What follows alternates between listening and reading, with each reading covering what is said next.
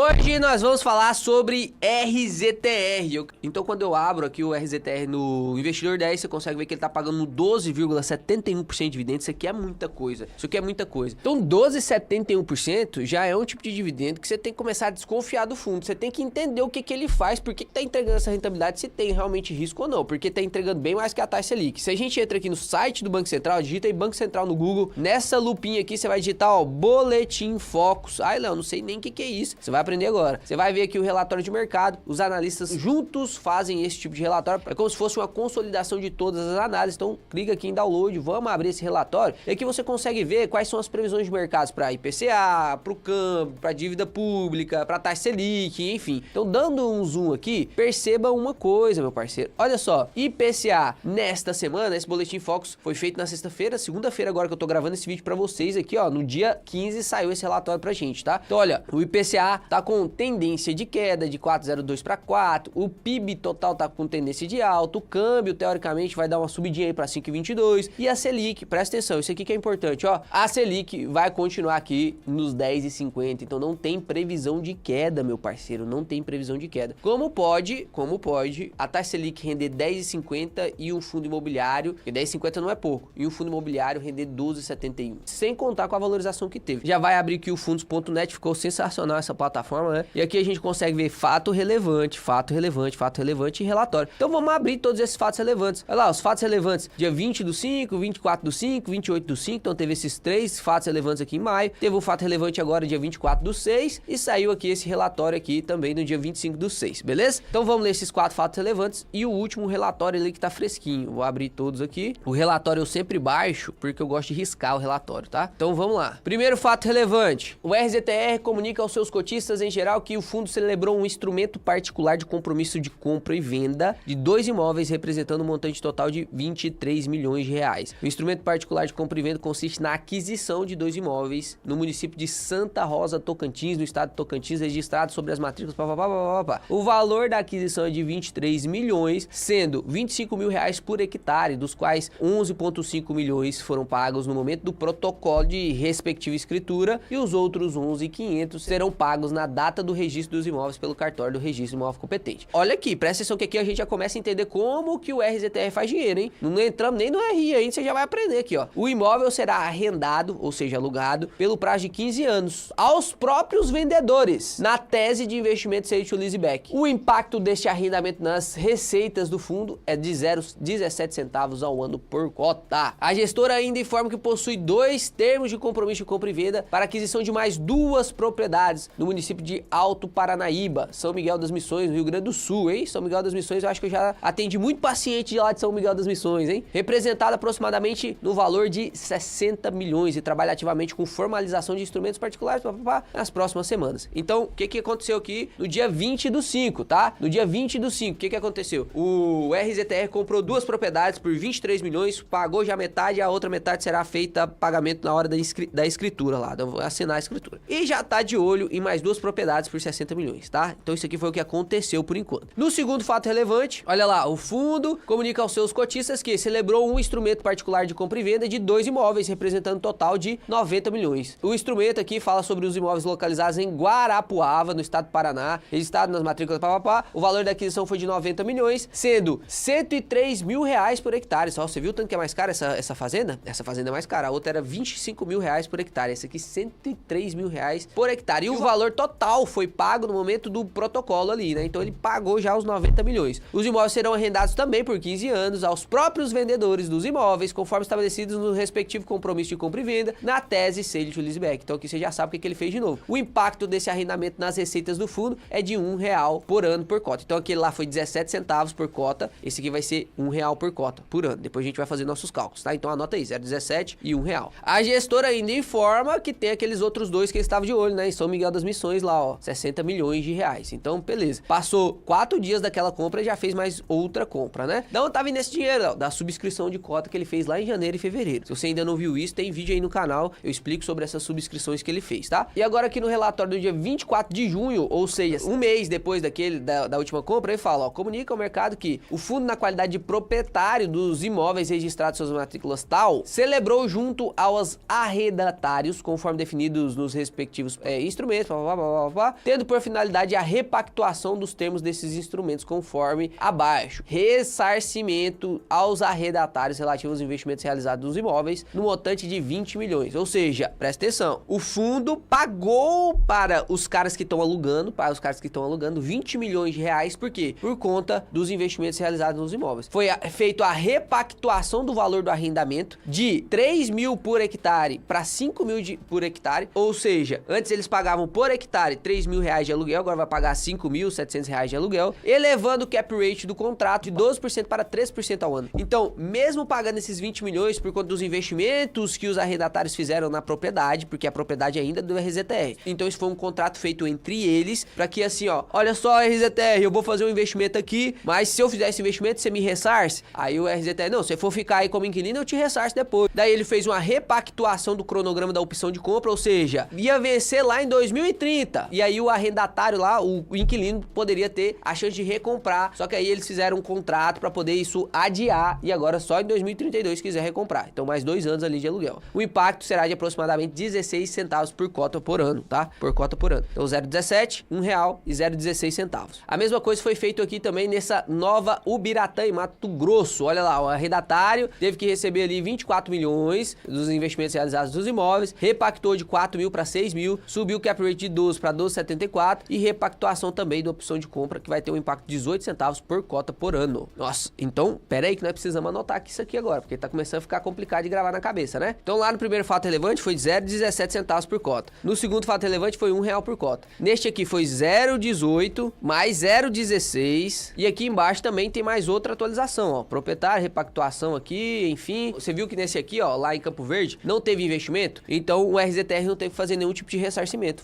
só ajustou o aluguel mesmo. E subiu o cap rate de 12,5 para 13,5. E mudou aqui também o vencimento de 2031 para 2036, mais 5 anos. E que deu um impacto aí de 0,3 centavos por cota. Então, mais 0,03 centavos por cota. Perfeito. Então, isso aqui foi o que a gente teve de aumento de dividendo por cota ao ano. Se a gente divide isso aqui por 12, olha que loucura. O que que esses ajustes fizeram? O que que esses ajustes e essas compras fizeram com as cotas do RZTR? Monetizaram mais o impacto, né? O impacto por cota ao ano foi de 12 centavos por cota. Você, então, tem um impacto positivo de 12 centavos por cota. Tudo isso aí vai ser distribuído, Léo? Não. Por quê? Porque é resultado. Para o resultado virar dividendo yield, primeiro tem que tirar todas as despesas, depois tirar todas as despesas, tem que ver qual foi o resultado, deixa o resultado se distribuído 95%, mas você consegue perceber que sim, né? Tá aumentando os dividendos. É esse tipo de fundo imobiliário que a gente quer. A gente quer um fundo imobiliário que ele vai crescendo sem pressa, sem pressa. Vai crescendo sem pressa, porque já paga 12,5% ao ano. Tá bom pra caramba. Corrigido do IPCA, você vê aqui que vai ajustando. Corrigido do IPCA, tem possível valorização de cota, porque são imóveis reais, então eles valorizam, né? Conforme vai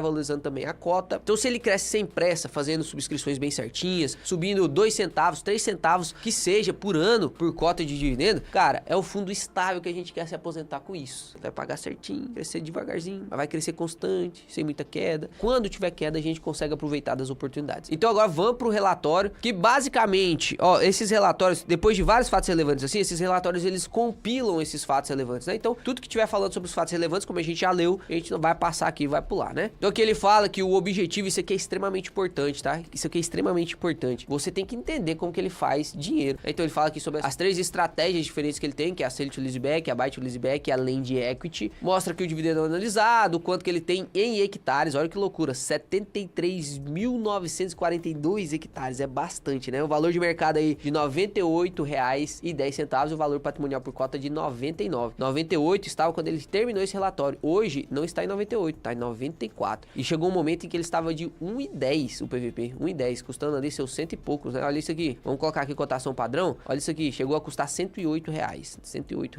Então, primeira coisa que você tem que olhar no relatório, o objetivo do fundo. Segunda coisa, deixar o like no vídeo, se inscrever no canal, porque você nunca vai ver vídeos desse jeito aqui no YouTube. E se você vê, meu parceiro, você tem que se inscrever lá no canal desse cara que tá fazendo isso também, que eu tenho certeza que ele tá compartilhando conhecimento pra caramba com vocês. Eu tô aqui compartilhando do fundo do meu coração todo o conhecimento que eu queria ter quando eu comecei pra analisar um fundo, pra ver se tá em oportunidade ou não, sem te cobrar nenhum centavo. A única coisa que eu peço, ó, eu nem tô te cobrando, eu peço. Se você quiser fazer, você faz. Se não quiser também, não precisa fazer não. Mas se você tá aprendendo alguma coisa com esse vídeo, deixa o like aí, se inscreve no canal. Mais de 40% das pessoas que nos assistem não são inscritas e voltam todos os dias pra assistir o canal. Então clica aí pra você se inscrever, você me apoia pra caramba com isso. milhões. Então aqui ele só faz um comentário econômico, tá? Isso que é interessante que você leia, porque as safras influenciou totalmente no rendimento do RZTR. Ele aluga, presta atenção, ele aluga fazendas. Os inquilinos das fazendas plantam soja, plantam milho, plantam algodão. Se essa safra for muito ruim, como que ele vai receber? Então a safra tem que ir bem para ele continuar recebendo. A safra indo bem nos dá a segurança de que os inquilinos vão continuar pagando. E aqui, inclusive, ele mostra, né, como que tá o indicador lá de soja, tá um indicador muito bom, né, um indicador muito bom, se for comparar ali desde 2012 até 2020, olha o quanto subiu de 2020 para cá, mesmo que tenha dado essa queda, ainda tá em patamares muito mais altos. O algodão, mesma coisa, né, ainda tá em patamares muito mais altos, apesar dessa arrefecida de preço aqui, chegou a bater um pico lá em maio, né, em maio de 2022, que foi ali a recuperação da nossa crise que a gente teve muita coisa que subiu, né, celulose subiu, praticamente todos os commodities subiram, né, ferro subiu pra caramba, e agora a gente consegue ver que estão dando essas arrefecidas aí. As economias em geral estão dando uma arrefecida por conta da inflação, o PIB dá uma diminuída e freia um pouquinho esses preços. Mesma coisa aqui com o milho, mas mesmo assim a gente consegue ver que tá bem mais alto. Pô, olha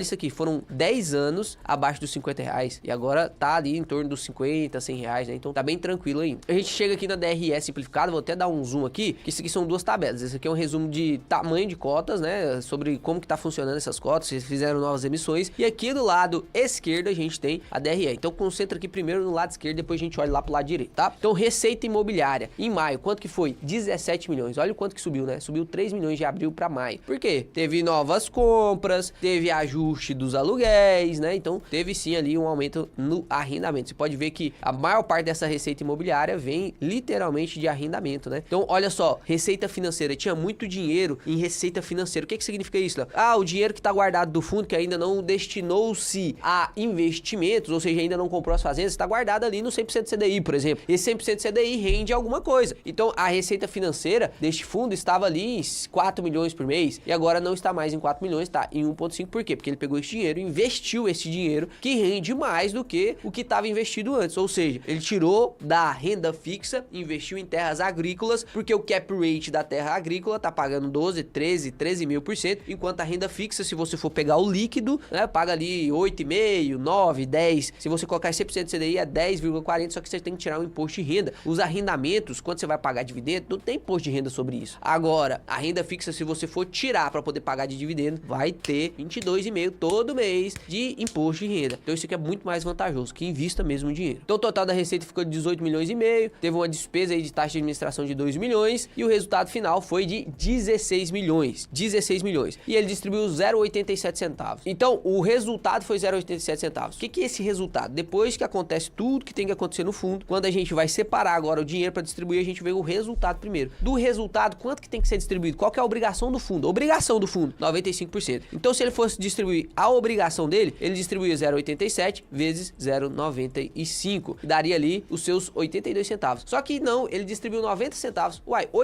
Léo, ele distribuiu mais do que ele teve de resultado? Imagina só, o seu inquilino paga para você R$1.000 e você só tá administrando essa casa. Essa casa não é sua, ela é minha. Aí você vai lá, recebe R$1.000 de aluguel do inquilino, me paga, passa para mim 1.200. Uai, aí eu vou falar, uai, tá alugado a 1.000? Como que você me pagou 1.200? Porque tem caixa. No caso desse exemplo, você teria várias casas para administrar, pode ser que você tinha liberdade de vender, comprar, enfim, você fez um caixa. Então você tá me pagando mais do que você teve de resultado, porque você tem um caixa guardado. E é exatamente isso que o RZTR tem, olha só. Ele tem ainda R$2,95 de caixa guardado. Você consegue perceber que em abril ele tinha 2,98. Agora ele tem 2,95, 3 centavos a menos. Você viu que caiu? 3 centavos a menos? Menos 0,3 centavos. Por quê? Porque aqui ele pagou 3 centavos a mais do que ele recebeu. Ele recebeu 0,87 e pagou 90. 3 centavos a mais. Tirou da onde? Do caixa. Então aqui fica bem claro pra você da onde que tá vindo esse dinheiro. Aqui ele mostra da onde que tá vindo, né, essas receitas. Você consegue ver que 18 centavos tá vindo aqui dessa fazenda de Paranapatinga. Tem que dobrar o pescoço pra dar uma lida nisso aqui, né? E no final ficou ali nos seus 0,9 centavos. Perfeito. Agora olhando aqui pela coluna da direita, você consegue ver quantas cotas emitidas que tem. Você consegue ver qual que é o preço do mercado e qual que é o valor dessa cota contabilmente falando, que é o PVP, é o valor patrimonial justo de 1. Então você consegue ver que as cotas emitidas está de 18 milhões 851 mil. No mercado tá aí variando entre 95 e 98. Hoje a gente sabe que tá 94, né? Inclusive consegui fazer boas compras. Se eu não me engano, eu comprei a 93 e uns quebradinhos. E a cota no seu valor patrimonial justo tá de R$ 99,53. O que significa isso, Léo? Que se o RZTS fosse vender todas as suas fazendas agora, todo o caixa dele fosse dividir tudo por cota, daria R$ 99,53. Ou seja, se você compra ele hoje por 94 e ele fosse fechar hoje para vender, pô, ia você ia ganhar R$5 por cota de lambuja, porque você tá comprando descontado. O yield mensal dele tá em torno aí de 0,92% ao mês, 0,92% ao mês, então muito superior à média, que compara ele com o CDI, né? Você consegue ver que o CDI, se a gente for comparar com o CDI líquido, fica até injusto, né? Bem diferente, o spread bem alto. Aqui ele explica sobre as estratégias, depois pode dar uma lida nisso aqui, né? Aqui ele mostra onde que está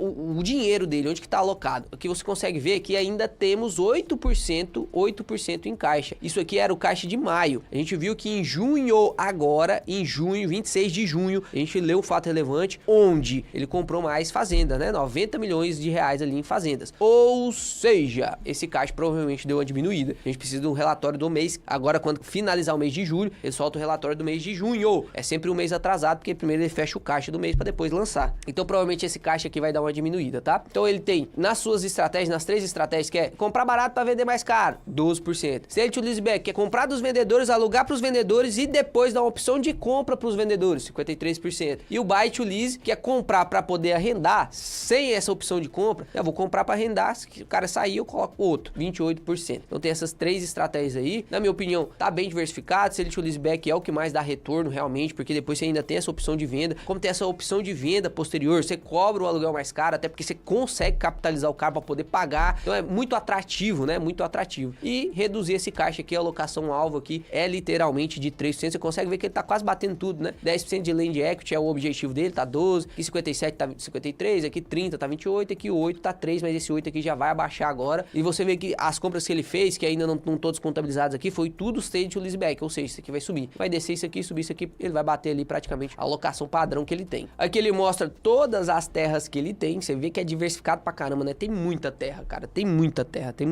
Tem as áreas de plantio, a área remanescente, você consegue ver aqui o valor que ele pagou, o saldo remanescente pra pagar e o valor por hectare, se tem opção de recompra ou não, né? Então, por exemplo, todos que são sale to leaseback tem e algumas do buy to lease também tem, né? E aqui ele mostra as terras, você pode dar uma olhada aí, uma conferida depois nessas terras. Na minha opinião, então, conclusão do RZTR, é um fundo imobiliário que tem tudo pra dar certo. Cara, eles estão caminhando corretamente. Nas subscrições que fizeram lá em janeiro e fevereiro, foi o motivo da queda do fundo, porque ele quis captar dinheiro sem ter as fazendas para comprar. Primeiro ele queria ter o dinheiro nas mãos para quando aparecesse ele comprasse. Eu até entendo isso um pouco, porque se ele fizer a negociação antes de ter o dinheiro, o cara lá sabe que ele vai ter que fazer uma subscrição antes. Então ele pode subir o preço, inclusive se ele vê que a captação foi maior. Então tem muitos nuances ali que o gestor sabe administrar. O cara é gestor e é pago justamente para poder fazer a melhor estratégia para o fundo dele. Lembra que o RZTR tem taxa de performance, então quanto melhor for o fundo, melhor para o gestor. Isso impulsiona o gestor a ir melhor mesmo. E você vê que não é um fundo puramente de papel, não é um fiago, né? Então você consegue perceber que você tem mais segurança. Pô, a gente tá investindo no negócio mais lucrativo do Brasil. O Brasil é o celeiro do mundo, então a gente trabalha com agronegócio mesmo. O Brasil é agronegócio mesmo. Então você investir em coisas do agronegócio não é ruim, você tem que analisar, tá? Você tem que analisar. O RZTR, na minha opinião, tá em oportunidade. Só você clicar aqui em se inscrever, dar o like no vídeo pra eu aparecer lá na sua telinha inicial do YouTube. Sempre quando aparecer minha carinha lá, cara, pode clicar que eu não vou desperdiçar do seu tempo. Eu vou sempre trazer informação importante pra você. Mais investidores. Até o próximo vídeo que será excepcional.